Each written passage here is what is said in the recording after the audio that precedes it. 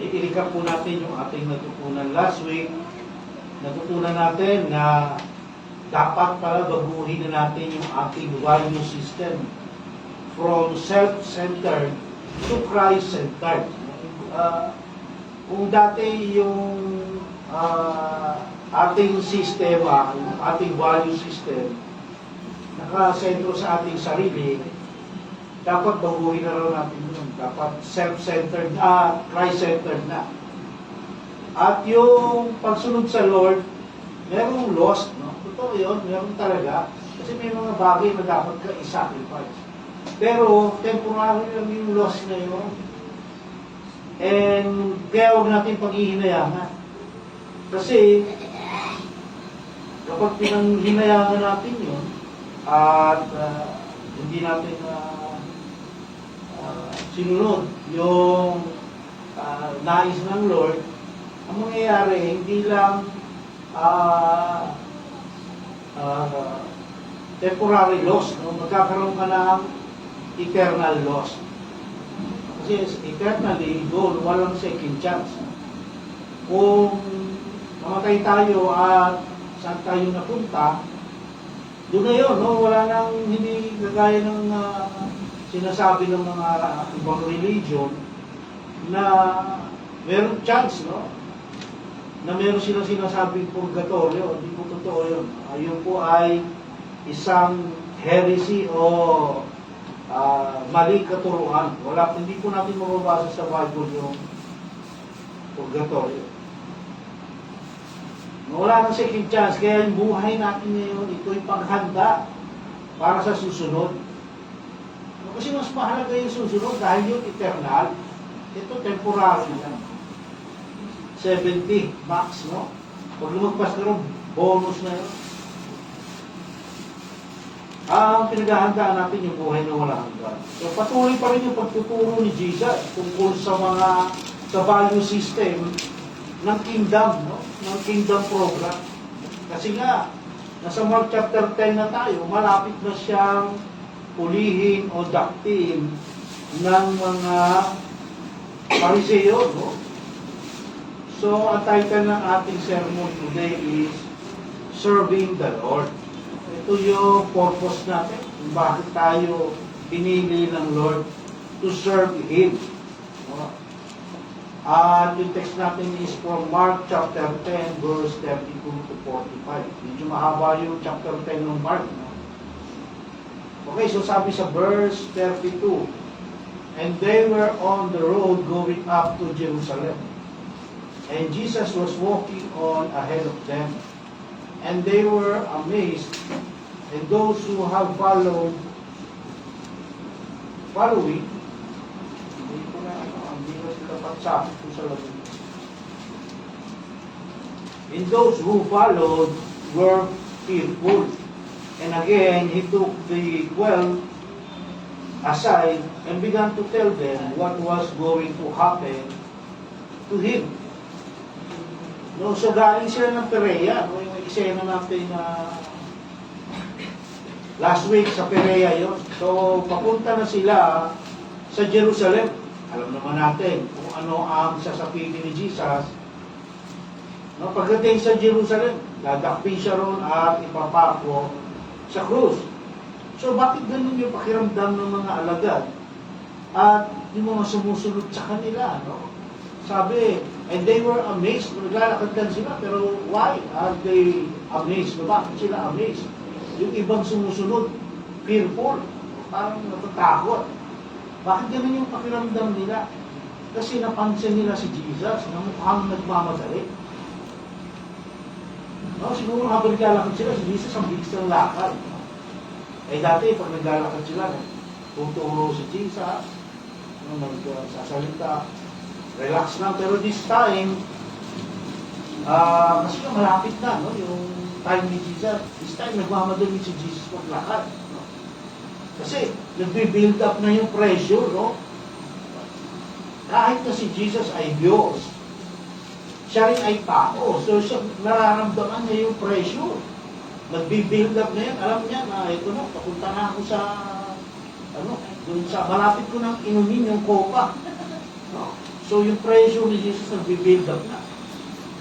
At dahil alam ni Jesus yung nararamdaman ng mga alagad at yung mga sumusunod sa Kanya, kaya sinabi ni Jesus sa mga alagad, yung magaganap pagdating nila ng Jerusalem.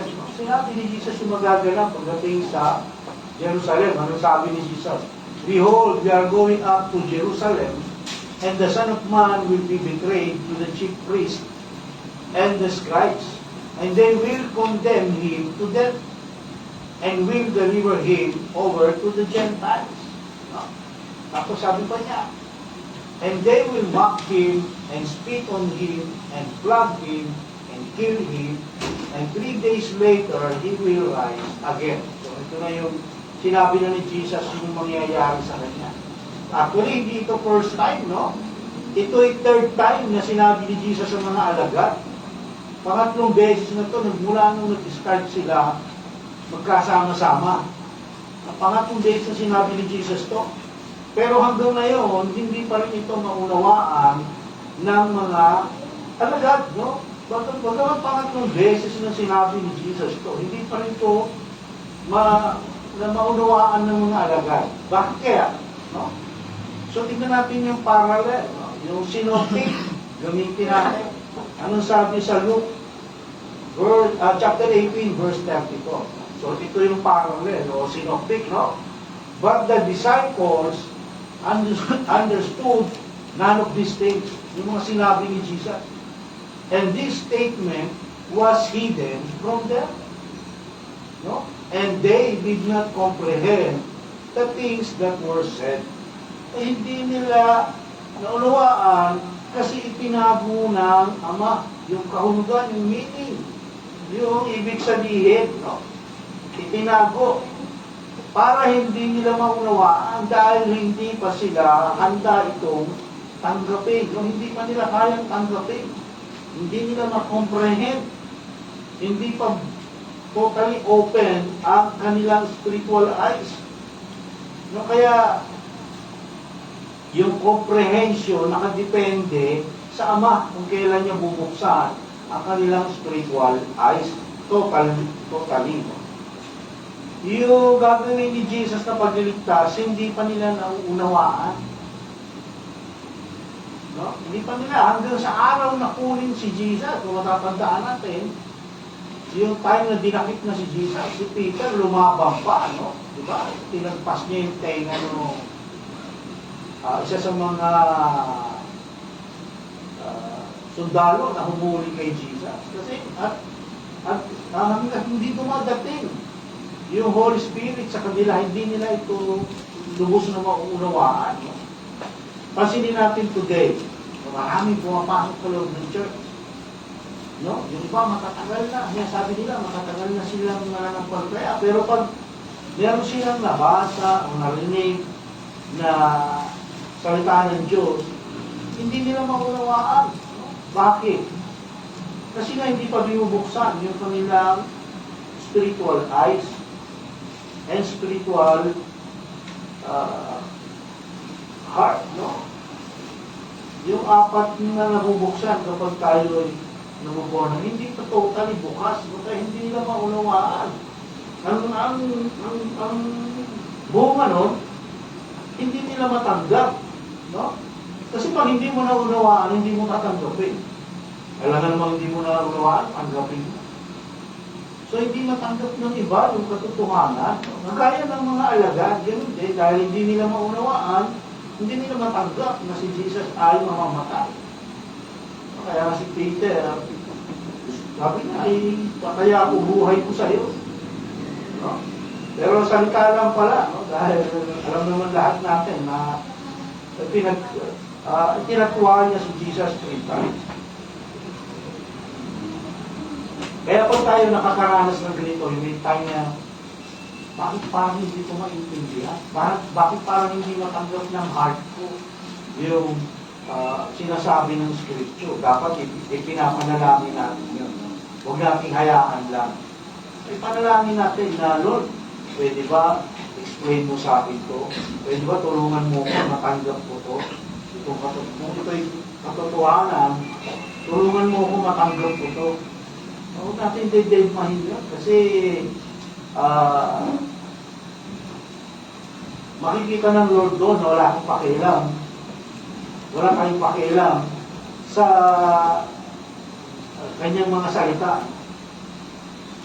Kasi yung salita ng Lord, sabi nga niya, ito'y nagbibigay buhay. Mayroong power, yung salita ng Diyos. Power to change. Yun, may power lang para baguhin tayo. At hindi tayo magbabago kung hindi natin alam ang salita ng Diyos.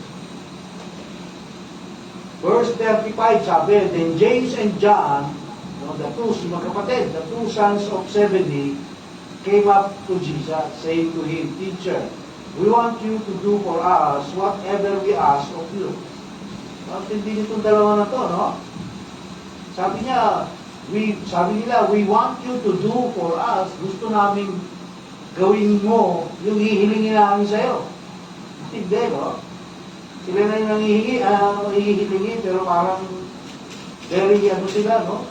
Demanding, no? Sabi sa 36, and he said to them, what do you want me to do for you? Nakita natin yung patience ni Jesus, no? Siguro kung ako yun, baka sasabihin ba, parang ang tindi ng mga salita ninyo, kailangan ko bang sumunod sa inyo? Pero si Jesus makita natin, sabi niya, what do you want me? Anong gusto niyong gawin ko sa inyo? No? And they said to him, grant that we may sit one on your right and one on your left in your glory. No? So lumabas yung laman ng heart ng dalawang magkapatid. No? Lumabas yung laman ng puso nila. Isipin mo, pagkatapos sabihin ni Jesus yung kanyang kamatayan, yung sasapitin niya, na siya ay, sabi kanina, duduruan, papaluin, papako sa krus. No? Pagkatapos sabihin ni Jesus yun, yung dalawa nag-request na bigyan siya ng magandang pwesto sa langit. No? Hindi man lang nila inisip na wawa na si Jesus. Yung mangyayari sa kanila. Duduraan siya, alipustahin, kahagupitin. No? Pero hindi, ang pumasok sa isip nila, pagdating ni Jesus sa glory, kailangan tayong dalawa yung nasa left and right niya. Kasi yung position, ano yan symbol ng authority yan, yung nasa kanan, nasa kaliwa. Symbol ng authority. Pag kumakain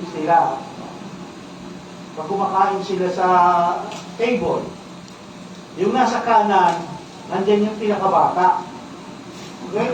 Naka-arrange yan, hindi yan kagaya sa atin pag kumain, kung sino.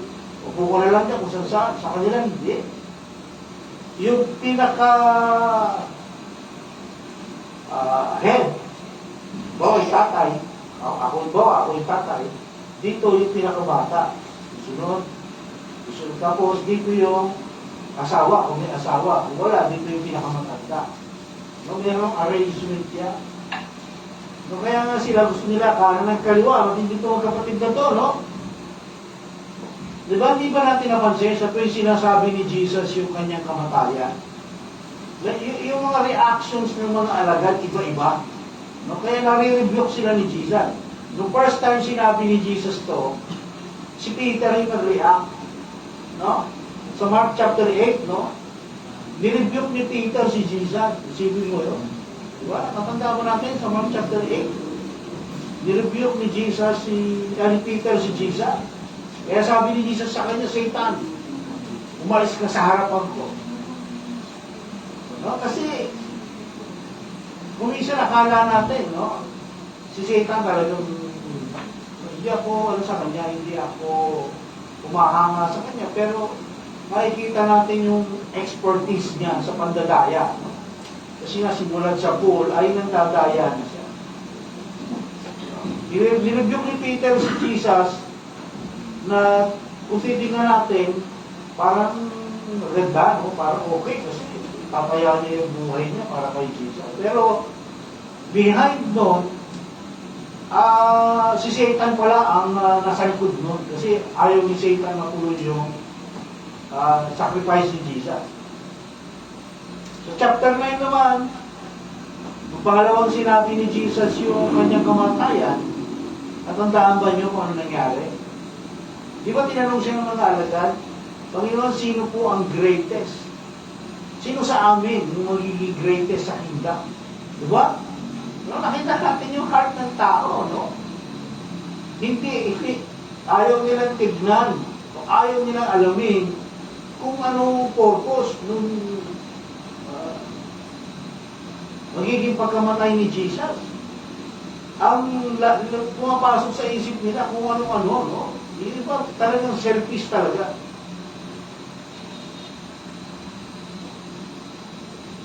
Ngayon, eto naman, the third time, eto naman yung magkapatid. Nagre-request. Isa sa kanan, isa sa kaliwa. No, baka nga mag-away pa itong magkapatid na ito kapag dating sa kusino sa kanan. Kasi mas favorable yung sa kanan. No? Kaya nga, di ba, yung salita natin, kanang kamay. Pag kayong kamay, medyo mahina. Baka mag-away pa ito, sino sa kanan eh. No?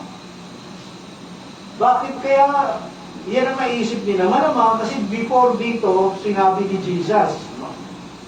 Na kasama sila ni Jesus mag-rule sa kingdom. No? Sabi sa Matthew chapter 19, no? Sermon natin last week, na mag-rule at mag-judge sila sa 12 tribes. Kaya kalaming dalawa sila, i-judge nila yung 12 tribes. Ibilisan tribes sila. Ito yung plus-plus na reward ni Jesus sa mga alagad. No? So, na-reveal na naman yung heart nila, na mas mabigat yung kanilang, na mas mabigat, mas matimbang yung ambition nila kesa sa kahalagahan ng kamatayan ni Jesus. Sabihin, mas nakapokus sila kung doon sa kanilang ambition kaysa sa gagawin sa ministry ni Jesus.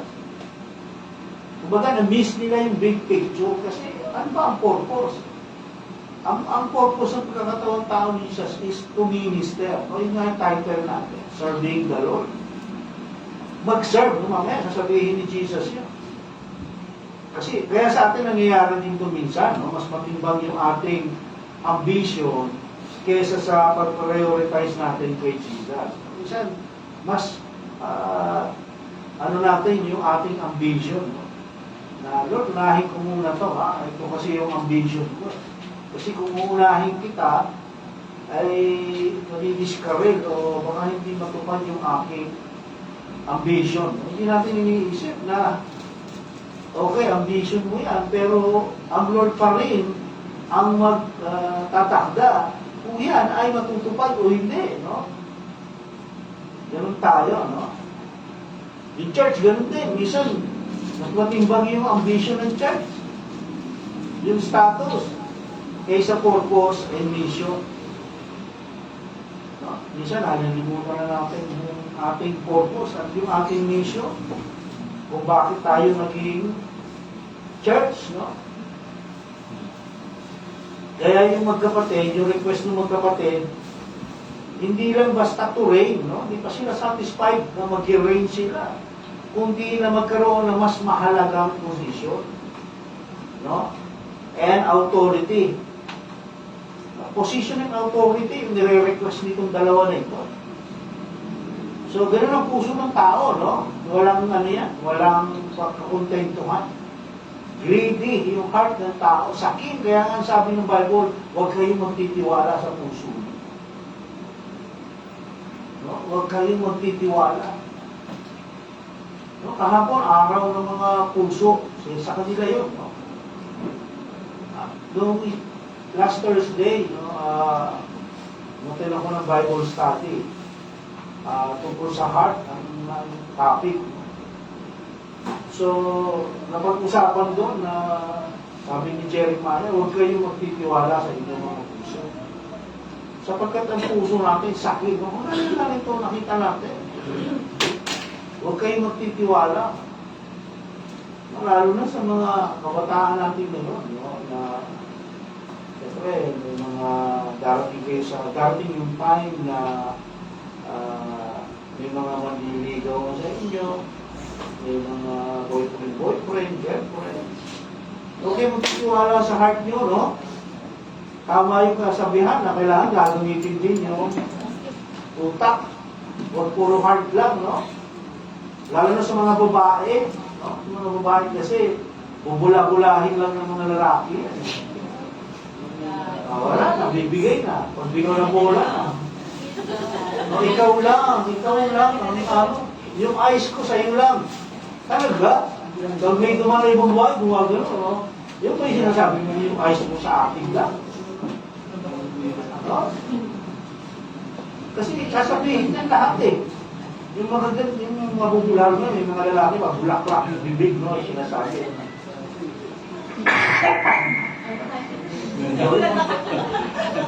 Wala, hindi mo mapigil eh. No, merong lalaki na mabulak-lak, no? Yung bibig na magaling magbola. Hindi na, hindi ako gano'n. Na magaling magbola. Kaya huwag yung papadalahin ng heart lang, no? Kailangan may kasamang mind. No? Kasi pagka yung heart lang ang pinagaanan nyo, dadayain kayo niya.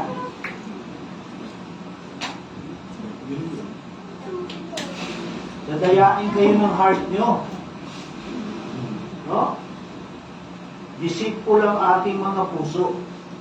Kailangan lagi natin isasangguni sa Lord ng lahat ng bagay para hindi tayo magkamali. No? Para hindi tayo magkamali.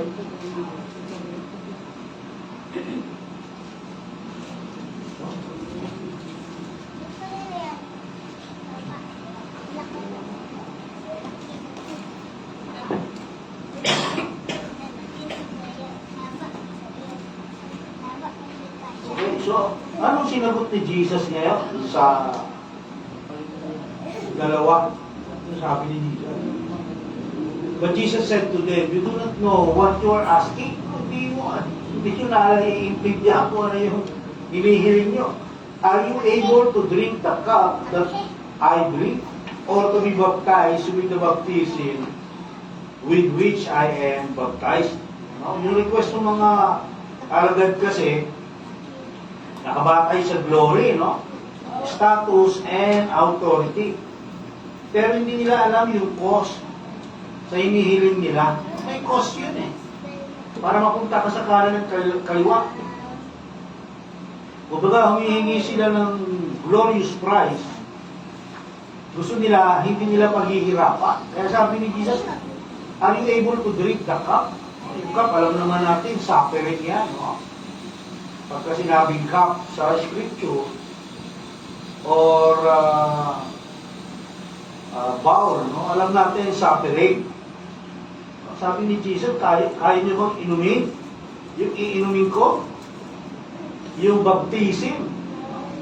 Ano yung baptism na tinututo dito? Ito ba yung water baptism? Yan, no? At ito yung baptism of fire, no? Which is judgment. Kasi, sa gagawin ni Jesus, i-judge, yung judgment sana para sa atin, ibibigay yung judgment na yun kay Jesus. Kaya tinasabi ni Jesus, kaya nyo ba yan? Kaya nyo bang gawin din yan? So, ibig sabihin ni Jesus, yung suffering and punishment, naaakuin ko in behalf sa inyo, na sa inyo sana. Kaya nyo ba? No, yun yung hindi nauunawaan ng mga alagad, no? Na kaya magsasuffer si Jesus dahil aapuin niya yung mga kasalanan nila mismo, no? Kasama tayo. No? Actually, yung tanong ni Jesus, rhetorical question yun. No? Itong tanong niya, are you able to drink the cup? Rhetorical yung question. Ano ang sagot nila?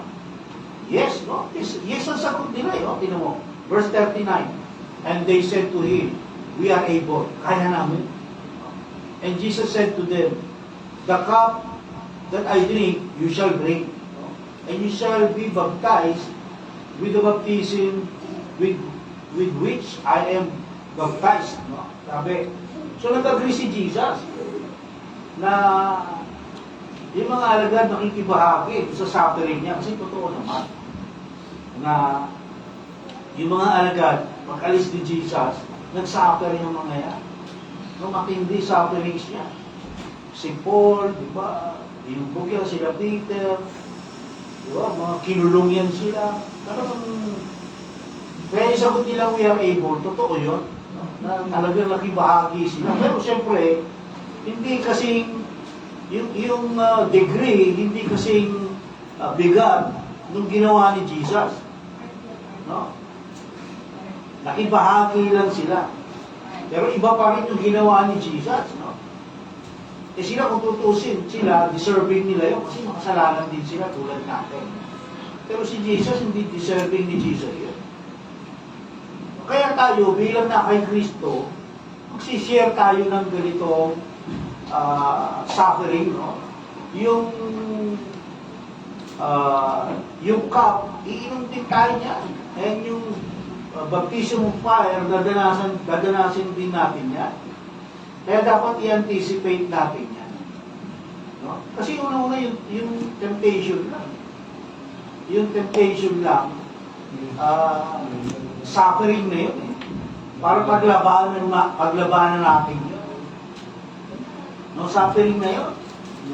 Yung i-anticipate natin yung mga trials, yung mga pagsubok, gaya ng mga testimony nyo kanina. No? So, part yun ng pagsunod natin kay Jesus. Meron talaga, no? Lalo na yung mga tribulation, kasi pag sinabi ng tribulation, mas matindi yun. No? So, dadanas talaga tayo niyan. Sinabi naman ni Jesus yan, na in this world you will have tribulations. Hindi naman sinabi ni Jesus, pag sumunod kayo sa akin, magiging hayahayang buhay nyo. No, ang tawag doon, prosperity preaching. No, yung mga nagtuturo noon, hindi ibang gospel ang tinuturo noon. Yung mga yun, no? Yun yung mga dapat natin nire-rescue. Kasi hindi ganoon ang sinasabi ni Jesus. Ang sinasabi ni Jesus, no, di ba? Ay, kikita naman natin. No, yung mga prosperity preachers, isa lang ang pinagkunan nila ng verse na misinterpretation pa, yung Jeremiah. No? Yung my plans for you is to prosper you. A misinterpretation. Hindi yun pinangako sa lahat ng mananampalataya, kundi sa Israelite lang dahil na-exile sila sa Babylon. No? Kaya dapat natin i-anticipate na magkakaroon tayo niyan. No? Trials and tribulation. No? Kasi kapag anticipated mo na, pag dumating yan, hindi ka mabigat. No? Pero kung hindi mo anticipated, bawa, nakinig ka sa mga turo ng mga prosperity preachers na kailangan pagdating ng yumaman ka. No? Yan ang purpose ng Lord sa'yo. Pag hindi ka yumaman, mahina yung faith mo. No? Ganon. Pag dumating ngayon sa iyo yung trials and tribulations, sisisihin mo ngayon, Lord, hindi yata tunay yung promises mo. Hindi. Tunay yung promises ng Lord. Ang mali, yung itinuro sa iyo na tinanggap mo. Walang sinabi ang Lord na pag sumunod ka sa Kanya, giginhawa ka, yayaman ka. Hindi. No, walang tinuturong ganun. Actually nga, nakita natin sa mga nakaraang sermon natin na yung riches, no, magpapahig yung riches o yung kayamanan, trial din yan, no, pagsubok din yan sa tao, sa atin. Kasi kapag yumaman ka, kaya tinitignan ng Lord, kung kaya mong i-handle yung yaman na yan, yan ay pagsubok din. Kapag hindi mo na i-handle ng tama yan, pananagutan mo sa Lord yan. No, kaya yun ang hindi nauunawaan ng marami, no? Kaya nakakaawa kasi, kaya pansinin nyo, sa mga prosperity preaching na church. Ang dami. Ang dami talaga umaating dyan. Libo-libo talaga. Kasi siyempre gusto nila yung nadidinig nila. Ngayon, ang tao dalawa lang, no? Health and wealth. Kapag meron niya ng tao, masayang masaya yan. So, ay madidinig mo na after 1 year, merong 5 members dito yung magiging milyonaryo. Hindi ka ba aattend doon? Kailangan ko umating dito, baka ako yun. No? Yung mga ganun, no? Bubulahin ka ng pastor, no? Sugar coating ang tawag doon, no? Sinusugar coat yung salita ng Diyos. At babala si Jesus mismo nagbabala tungkol dyan. Lahat ng mga apostol, lahat ng mga epistles, nagbigay ng babala tungkol dyan. Kaya mapalad tayo, no? Kasi hindi natin itinuturo dito yan sa church natin. Kaya nga, sa ating quiet times, meron tayong quiet times, hindi ang problema, no? Baka wala tayong quiet times. Sa ating quiet times, dapat iniisip natin, meron bang mga priorities o bagay sa buhay natin ang nagdudulot na makalimutan natin si Jesus? Meron ba mga bagay sa mundo natin? Sa paligid natin, yung mga activities ba tayo, meron ba tayong mga plano na magdudulot na makakalimutan natin si Jesus?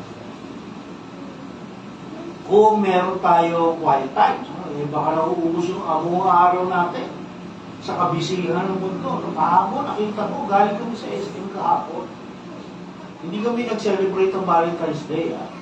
Pinakain kami ng bayaw ko. Kasi nag-birthday yun, hindi kami nakadalo sa celebration niya. Kaya yung ate ko, sila dalawang mag-asawa pumunta rito, tinreat kami. Natapat lang mo Valentine's Day. Nakita ko na kung gaano karaming tao sa SM kahapon. Alam niyo kung anong pumasok sa isip ko? Sabi ko, ang Lord, napakabuti talaga. Ang haba ng pasensya. No? Kasi makikita mo, Valentine's Day, lahat ng tao nasa labas. No, nagsiselebrate. Pero pag Sunday, tingnan mo, no, tingnan mo yung mga church, kagaya nito sa atin. Ang pangilan-ilan yung tao. Pero pag Valentine's Day, sa lahat, oh. No? Makikita mo, kakain, bibili pa ng mga bulaklak na yung mga pusong korte pag gano'n, mga tsokolate. No? Samantalang, sabi ko nga kay Grace, kahapon, hindi naman kailangan February, antayin mo yung February 14 para ipakainin mo, i-date mo yung asawa mo. No? Hindi mo kailangan antayin yung February 14 kahit every week kung kaya mo, pakainin mo. No? Pangalawa, yung Valentine's Day is a pagan tradition. Pero makikita mo maraming mananampalataya ngayon na sineselebrate yan.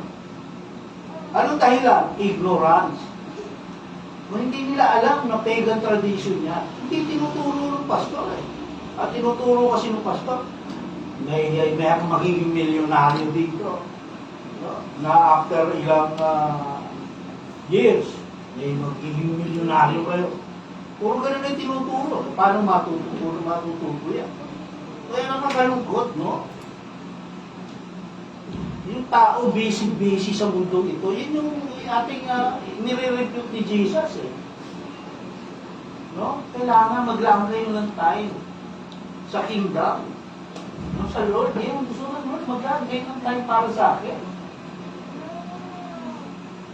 Verse 40, but to sit on my right or on my left, this is not mine to give, but it is for those to whom it has been prepared.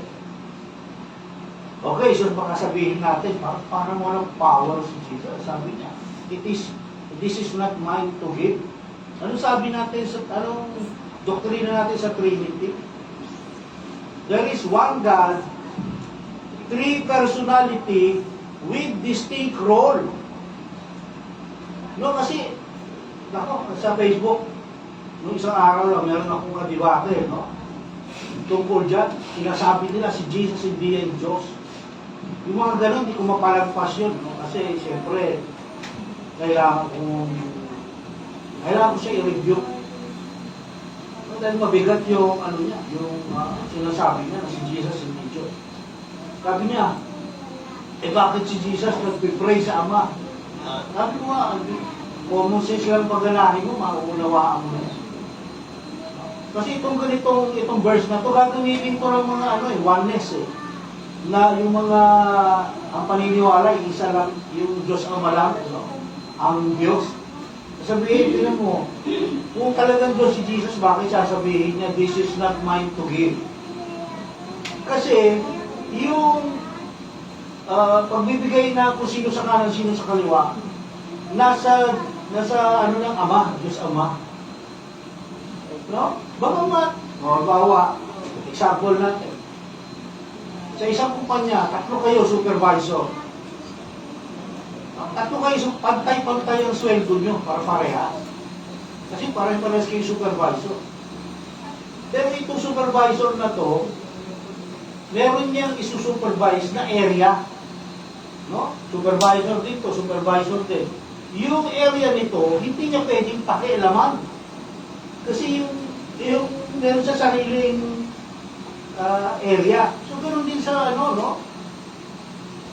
Trinity, one God, 3 person with 3 distinct personality and responsibility.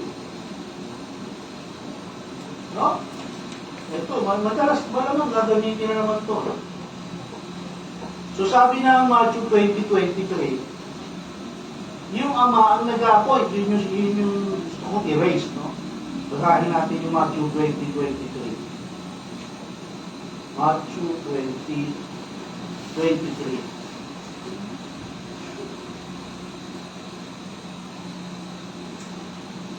Okay, sabi dito, okay, anong tawag? Synoptic, no? Parallel. Sabi dito, at sinabi ni Jesus, daranasin nga ninyo ang hirap na titiisin ko. No? Ngunit wala sa akin ang pagpasya kung sino ang maupo sa aking kanan at sa aking kaliwa.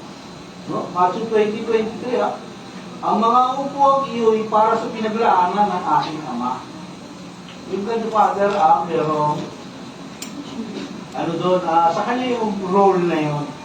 Kung sino yung mag-appoint ng authority. No? No? Yung iba sabihin, so hindi pala magagarantihan ni Jesus yung ating reward. No, wala sinabi si Jesus na gano'n. Wala sinabi. At sinasabi ni Jesus dito, depende sa heart natin. No? Kung yung ginagawa nating paglilingkod ay meron tayong iniisip na kapalit. No? Tayo ba'y maglilingkod pa rin sa gitna ng suffering? No? O baka pag nasa suffer na tayo, hindi na tayo maglilingkod. No? Ikaw ba ay magsusunglit pa rin kahit na nasa gitna ka ng suffering? O iiwanan mo na yung pagsusunglit kapag nagsasuffer ka na? Ikaw ba ay magigitara o magda-drums pa rin kapag ikaw ay nasa gitna ng suffering? O iiwanan mo na? Saka na yan. Na nasa gitna ako ng pagsubok. No, minsan, ganun tayo, no? Akala natin parang, tingin natin parang sa tao lang tayo nagsiserve, no? Sa Lord tayo nagsiserve, no? Ano man yung kalagayan mo. Hanggat kaya mo, mag-serve ka. Kahit nga sa pagpipulis, no? Kahit na ang bigat-bigat ng kalooban mo. Kailangan mo i-share yung salita ng Diyos, no? Kasi may tawag kami na, no? Tawag ko. Preaching in pain, no? Preaching in pain, yung tawag namin dyan. Na kahit na gaano nasa gitna ka ng pagsubok, mabigat, tribulation na ka mo, no? Kailangan mo pa rin ibahagi yung salita ng Diyos. Sabihin, kailangan mo mag-ministry. anumang sitwasyon naroon ka. Hanggang kaya mo. No?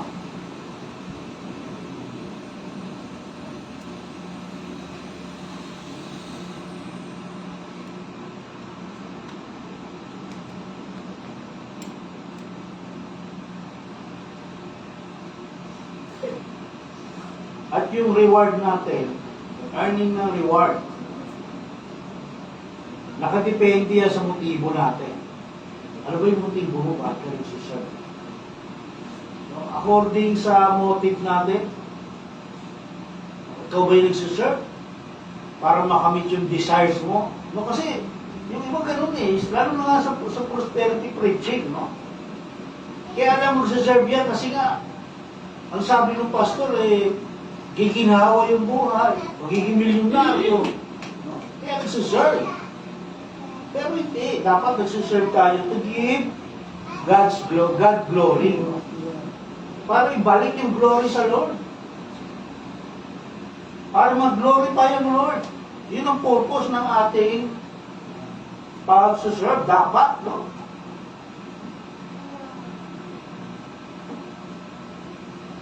Yung iba, magsiserve ka kasi para ma-bless ka, no? Para i-provide ng Lord yung ating mga pangangailangan. Yung expectation ng iba, no? Kasi yun ang natutunan nila. Na pag ako'y nag-serve, ipoprovide ng Lord ang lahat ng pangangailangan ko. Umaapaw, siksik-liglig. No? Ano ginagamit yung malakay? No? Umaapaw, siksik-liglig. Paano kung di mo maranasan yun? Magsiserve ka ba tayo? Hindi na. Kasi yun ang expectation mo. Yun ang anticipation mo. Pero hindi ganun ang pangako ng Lord. Although, pwede mangyari yun. Pwede mangyari yun na dahil nag-serve tayo sa Lord, no? Binless tayo. Pwede mangyari yun kung sinabing hindi pwede. Kasi, maaaring kaya ka i-bless ni Lord to bless others din. No? Kaya tayo binibless. Kaya yung mga nasusupport sa atin. No? Kaya binibless ng Lord yan. To bless other yung the way. No? Para i-bless yung the way. Ginagamit sila ng Lord. Yung mga nasusupport sa atin. Kaya sila yung patuloy na pinagpapala. Pwede mangyari yun. No? Hindi ko sinabing hindi pwede. Kaya lang kailangan alam mo kung paano yun i-handle. Kasi nga yung rich, yung kayamanan, ito ay pagsubok din. Pag naging mayaman ka. Kadalasan pumapasok yung disappointment, no? Kapag may sufferings. No, papasok yung disappointed ka. Lord, kagaya yung testimony ni Grace kanina, no? Sabi niya, naramdaman niya, Lord, bakit po nangyayari sa akin to? No? Kasi nga, yung sufferings, yung trials, yun ay ginagamit ng Lord para mas tumibay tayo. Para mas mag-grow tayo. No? Yun yung yun yung kumbaga para tayong halaman, kailangan nating diligan para mag-grow. No? Ngayon yung mga pagsubok, yan yung fertilizer para mas mataba ka, tumaba yung halaman. So, kailangan natin yun, no? Yung mga pagsubok sa ating buhay. Sabi nga ni James, magalak kayo. No? Sabi niya, magalak. Kung isipin natin, abnormal yata ito si James. Kaya sabi niya, magalak pag mayroong pagsubok. Magalak pag may trial. Bakit? Ano sabi ni James? Kasi tumitibay kayo habang mayroong kayong pagsubok. Kaya magalak kayo kasi hinuhubog kayo ng Diyos. Ang mahirap, wala kang dinadaanan sa pagsubok. Delikado yun. No? Kasi baka talagang, baka naman hindi ka anak ng Diyos kaya wala kang pagsubok na nararanasan. No? Ano na, buhay ka araw-araw, tuloy-tuloy lang. No? Sabi ni James, magala kayo.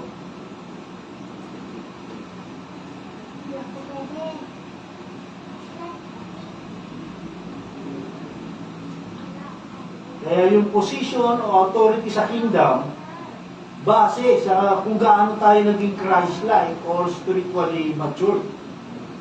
No? Sa mga nag-aaral ng Revelation, no, na tunan namin doon kung ano magiging buhay pagdating sa kingdom. No, kaya nga, yung sinasabi ko sa inyo na yung barangay tanod, barangay chairman, bagamat hindi specifically na gano'n, pero gano'n ang nangyayari, mag-rule tayo, no? Depende sa kung paano tayo nag-serve ngayon. So, kaya nga sabi ko sa inyo, ako gusto ko maging gobernador ng Cavite. Kailangan, mag-serve tayo para meron tayong authority pagdating sa kingdom. Eh kung hindi naman tayo mag-serve, wala. Baka kahit barangay talon, hindi tayo qualified. Gusto niyo ba street sweeper kayo pagdating sa kingdom? Tagawalis ng basura?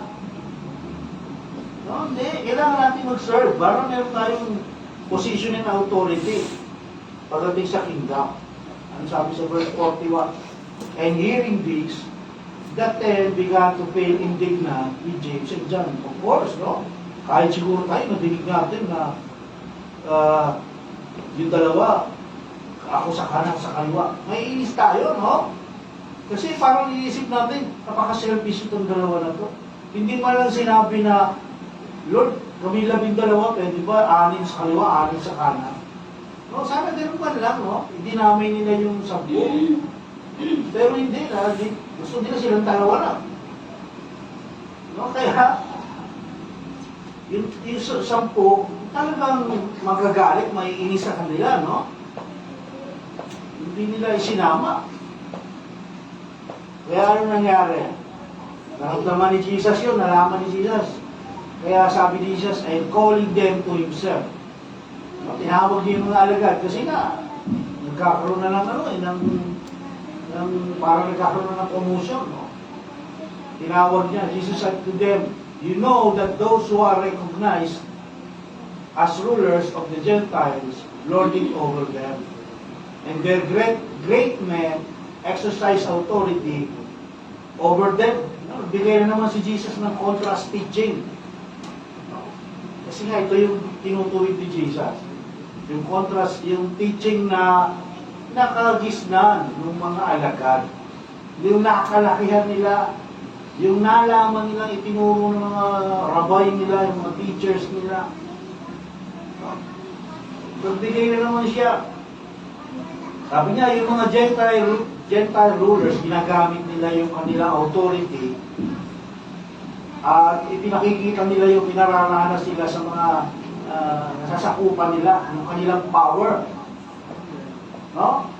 Ito hanggang ngayon ganyan No, hanggang ngayon, ganyan ang kalakaran dito sa ating mundo.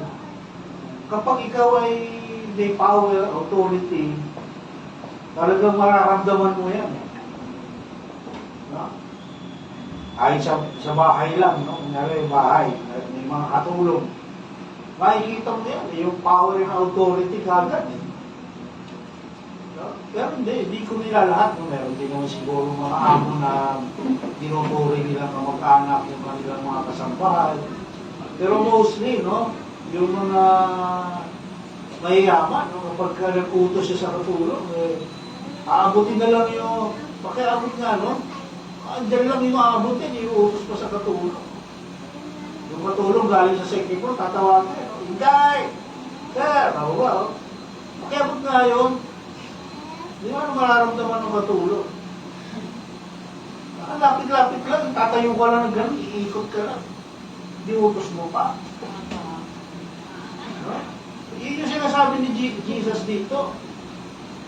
Pinapakita yung power and authority. Yung control, kapag may power and authority ka, yung influence. No? Pag sa politika. Di ba? Kapag politika ka,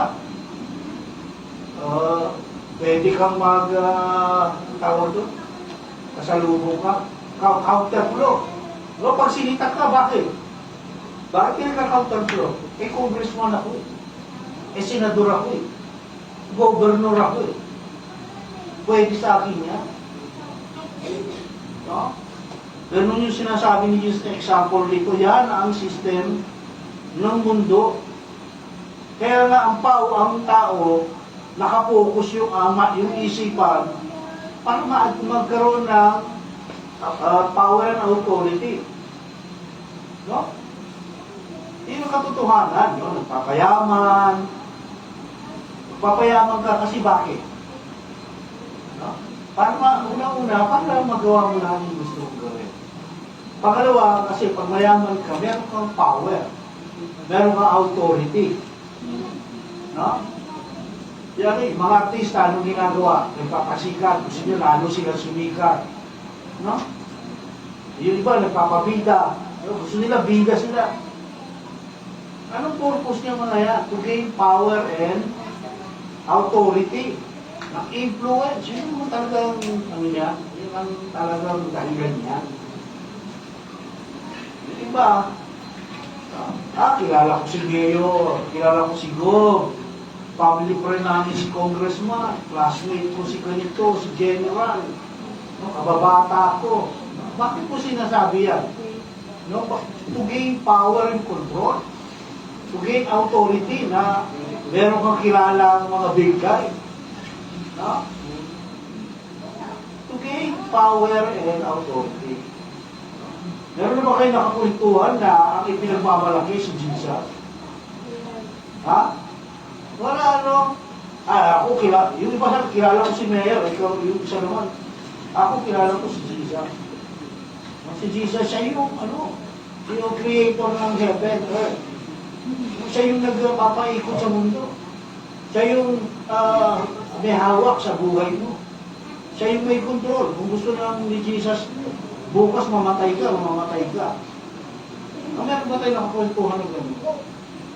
Wala, ano?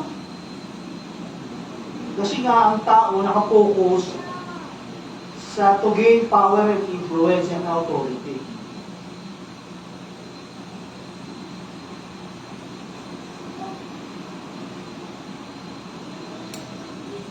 Sana pag meron tayong kausap, no, meron siya ibinibiga na, ako, family friend namin si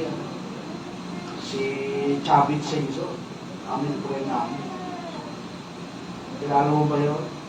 Kaya may kwento, ako kilala ko, ako naman, anak ako ng Diyos eh. No, ganun lang ikwento sa anak ako ng Diyos. Si Jesus, kapatid ko, namatay yun, para sa kasalanan natin lahat. Makasama ka na rin. Sana gano'n. Pag may nagyayabang sa'yo, yabangan mo rin. Ikaw, si ano lang pala eh. Si BBM lang pala, kakilala mo. Ako si Lord eh. At di ko lang siya kilala, ako anak pa niya. Di ko ba proud nun? Kasi ang Lord yung may pinakamataas na authority, no? Sa sanlibutan. Sabi nga, with greatest power and might. Hindi kailangan ng Lord ng influence. Hindi na kailangan yung meron siyang kakilala. Dahil nasa kanya yung full control. Kaya nga si Jesus, di ba, habag na habag siya sa tao. Nung siya'y nagkatawang tao, pag nakikita niya yung tao, habag na habag siya kasi nakita niya yung kahinaan ng tao. Nakakahabag talaga. No? Kasi ang gusto ng tao yung mga mabilisan eh. Immediate. No? Kaya nga naglabasan yung mga fast food na yan. Mabilisan ang gusto ng tao. Kaya yung mga aeroplano, naglabasan niya para mabilis makarating doon kung saan mapupunta. Mga bullet train. Lahat yan. No? Kasi ang gusto ng tao yung immediate. Mabilisan. At yung value system ng mundo na to nakaugat sa selfish desires ng tao. Yung pagiging makasarili ng tao, yun yung tinutuwid ni Jesus sa mga alagad. Kasi sila yung magiging future leaders ng church. Kailangan hindi sila ganon. Kailangan hindi selfish yung kanilang desire. Dapat yung desires nila para sa iba, hindi para sa sarili nila. At mangyayari naman. Habang nagpo-progress yung ating series, makikita natin na mangyayari din yun. Kaya lang, itong time na to, talagang pagkakatigas pa ng ulo nila. No, siguro, kung sabi ko nga, si Jesus napakahaba ng pasensya. Kasi kung ako to sabihin ko, pag-uuntugin ko na yung mga ulo nyo eh. Pangatlong beses ko na sinabi ito eh. Paulit-ulit kayo eh. No? Pero makikita natin si Jesus ang haba ng patience. No? Verse 43, but it is not this way among you. But whoever wishes to become great among you shall be your servant. Kaya nga serving the Lord yung ating title. No? So, kasi sa kingdom, kabaligtaran. No? Dito kung sino yung gusto maging dito kung sino yung may power and authority, siyang pinaglilingkuran. No? Pero sabi ni Jesus, kung sino yung gusto maging great sa inyo, kailangan maging servant. Kabaligtaran, no? Kaya nga pag sinabi ng mundo, great, kasakiman, no? Tayo dapat sabihin natin, hindi. Bibigay tayo, tutulong tayo. Pag sinabi ng mundo, selfishness, pagiging makasarili, dapat sasabihin ng church, selflessness, walang pag-iimbot. Kasi yun ang yun ang dapat sa kingdom tayo, kung ano yung value ng kingdom, yun ang value natin. Verse 44, and whoever wishes to be first among you, shall be slave of all. Kaya nga si Paul, kapag sumusulat siya, sinasabi niya, slave siya ni Christ. Ako'y alipin. No, we are all slaves of Christ. No, kasi siya yung nagpalaya sa atin, kaya tayo'y kanyang mga alipin. Pero hindi niya tayo tinitreat ng gano'n, no? Tayo'y tinitreat niyang kapatid. Ang Diyos, hindi na tayo tinitreat na slave. Sabi ng Lord, kayo'y aking mga anak. No? At kung tutusin, tayo'y slaves ni Jesus. Kasi siya yung pinatitibay niya tayo at pinalalakas. At bilang slave, yung slave naglilingkod sa master. No? Ang master natin, sino? Si Jesus. At kaya nagsisilbi sa master, anong purpose? Para i-please yung master. Dapat ganun tayo. Na magsiserve tayo para i-please yung ating Panginoon. No? Kaya tinatawag natin Panginoong Jesus eh. Tapos hindi ka naman nagsiserve. Bakit kung tinatawag na Panginoon niya? Hindi ka naman nagsiserve. We serve to please, not to get rewards. No? Hindi para makakuha lang ng rewards.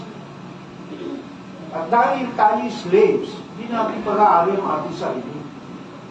Hindi na tayo yan.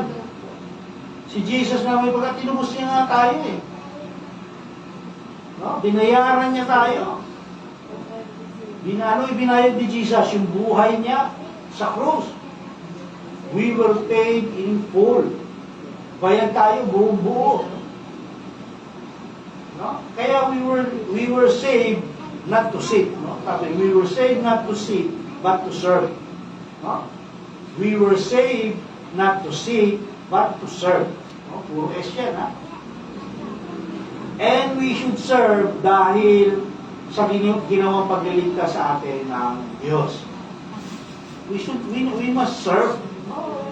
Yeah, sayang yung iniligtas ka ng Diyos, tapos uupo lang tayo. Sabi, for even the Son of Man did not came to be served. No? Si Jesus nga nagtatawag tao, hindi para paglingkuran, no? But to serve and to give His life a ransom for many. No? Ransom, ginamit na word dito. Ano ba yung sabihin ng ransom? Ransom means the price of release from captivity. Yun ang definition ng ransom. No? The price of release from captivity. Di ba yung mga kinikidnap? No, para palayain nga anong ginagawa? Babayaran yung ransom. No, ransom money ang tawag doon. No, kaya, binayaran ni Jesus yung ating kalayaan. Kalayaan from what? Kalayaan from sin. No? So, sinasabi ni Jesus na gayahin niyo ako. Ako yung ultimate example ng pag-serve o paglilingkod. No? Ako yung ultimate example ng love. No? Bagamat ako yung may highest authority, pero ako yung nag-serve. So, kung tutusin, nakakahiya, ano? Sipin mo, Diyos, paglingkuran ka. Diba? Kaya wala nang hihigit pa ron eh.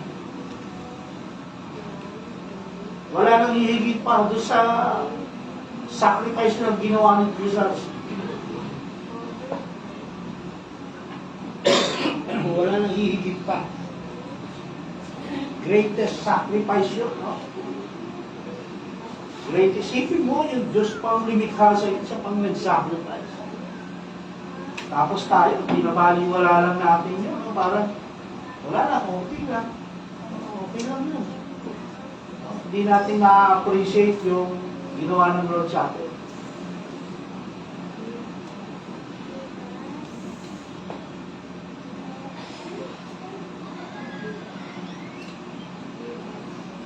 Kaya ang sentro ng discipleship, faithful service. No? Yan ang sentro ng discipleship. Kaya tayo nag-disciple. Kaya tayo nag-aaral. Kaya pwedeng turuan para sa faithful service. No? Na tayo magsiserve. Na ang mindset natin dapat magsiserve tayo kasi nasa atin si Jesus. Hindi tayo magsaserve kasi may kailangan tayo. Hindi. Magsaserve tayo kasi nasa atin si Jesus. At kapag nasa atin si Jesus, nasa atin na lahat ng ating kailangan. No? Wala na tayong kakailanganin pag iba pag nasa atin si Jesus.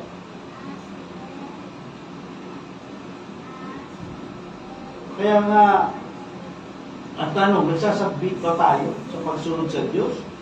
O nakapix yung ating attention sa status and position? Ano ba yung ang laman ng ating utak? Ano ba yung iniisip natin? No? Saan ba tayo nakapokus? Saan ba tayo nakapix? Ano ba yung ating goal? No? Ang goal ba natin is to serve God? O yung sarili natin ang paglingkuran? No, sino ba yung gusto natin paglingkuran? Yung pagiging Christ-like. Makakamit natin yan kung gagawin natin yung pinag-uutos ng Lord sa atin. No? So, depende yan kung paano tayo maglingkod, paano tayo umibig, no? Paano natin inaabot yung pangangailangan ng ibang tao, at yung qualification to rule. No? Inihiling ng magkapatid sa kingdom. Nakabase yan kung paano tayo naglingkod sa mundong ito. Kung paano tayo nag-serve. Nakabase yan. Hindi dahil sa gusto lang natin. No? Kaya sa ating pagtatapos, sabi, we serve because Christ has served and has demonstrated this service as an example for all believers. No? Naglilingkod tayo dahil naglingkod si Kristo. At ipinakita ang paglilingkod niya ito bilang isang halimbawa para sa lahat ng mananampalataya. So, example yun. Si Jesus yung ating ultimate example. Greatest example. Kaya nga, dapat huwag natin kalilimutan na si Jesus dapat ang sentro. No? Siya dapat palagi ang sentro ng lahat sa ating buhay. Lahat ng aspeto ng ating buhay. Dapat si Jesus yung sentro. No? Sa pananalapi, sa ah, sa kalakasan, sa mga pangangailangan natin. Dapat si Jesus lagi ang sentro. Kasi patuloy siyang kumikilo sa ating buhay. Patuloy tayong binabago ni Jesus upang magkaroon tayo ng desire na gawin yung kanyang kalooban. Ang tawag natin doon, sanctification. Patuloy siyang kumikilo na binabago tayo para makayanan natin na gawin yung kanyang kalooban. No? Kaya dapat tayo maglingkod. Dapat talaga naglilingkod tayo kasi hindi tayo pinili ni Jesus. Kasi, trip ko lang, piliin kayo. Hindi, no? Tayo pinili ng Lord dahil meron tayong purpose. And yung purpose na yun is to serve. At we are serving to give glory to God. Hindi dahil sa ating personal na ambisyon. Okay?